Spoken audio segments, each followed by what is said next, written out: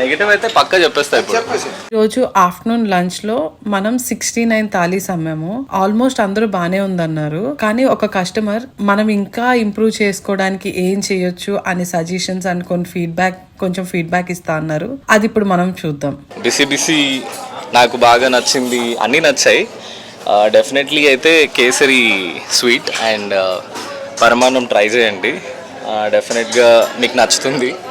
And పెరుగు జనరల్గా packet పెరుగు అనుకుంటా, బట్ ఇక్కడ మాత్రం పెరుగు చాలా క్వాలిటీగా ఉంది. I like it. So thank you BC for making my day. Thank you so much.